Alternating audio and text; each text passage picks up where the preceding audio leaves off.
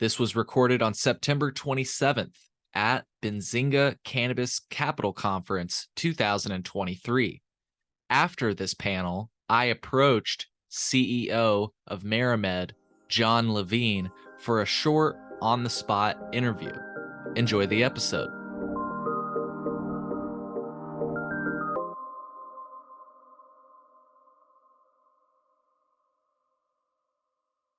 I'm standing here with Jon Levine, CEO of MariMed. One of the things you described about the Illinois cannabis market that you like about it and other investors like is the consistent pricing, consistently high pricing. What do you think can be attributed to that confidence?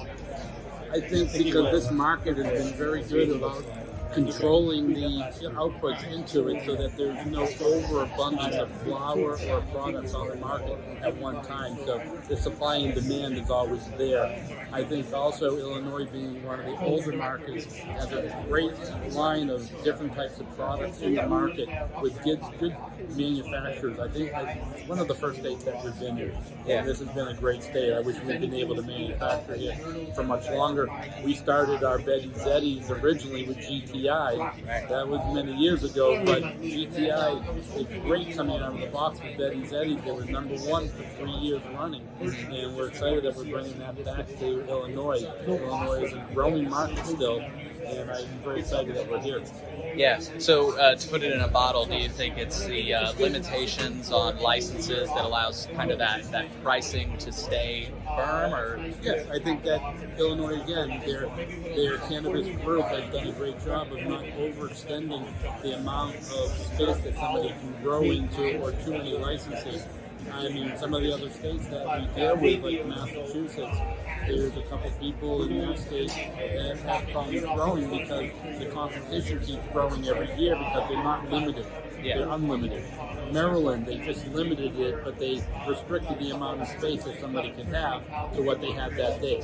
Yeah. So it will be a better market in Maryland, but Illinois has been consistent from day one, limiting the numbers. And I think that's a great thing for the whole industry. And as a business owner, how do you think that stands up against, like, we accept the fact that most restaurants, like 80% of restaurants, go out of business within the first 5 years. Do you think that changes that dynamic for this business? Oh, 100%. In Illinois, you're not seeing the people going out of business here because of the fact that they've limited the licenses.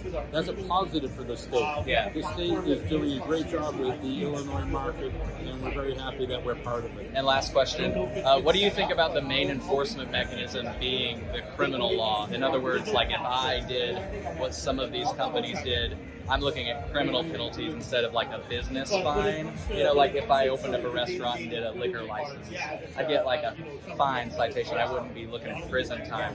What do you think about that enforcement mechanism with licensing? First of all, the licenses within the states, as long as you follow the state guidelines, it is a business license. You will be penalized for breaking a piece of that license agreement. So we're not doing anything federally legal by transporting anything over state lines. That's the problem. Is you get this big federal government looking over your shoulder saying, we're going to put you in jail. Luckily, they've been using that stance and it's making this industry grow a lot better. But I do feel that the rescheduling would really change all of that to an easier situation that people can hear us. Yeah, but again, do you think the criminal law should be the enforcement mechanism? It's really my question. No. It should be the business law. Right, citation. Right. Cool. Well, hey, thank you so much for your time. I promise I'll keep it short. Thank you, and we'll see you around. Take care.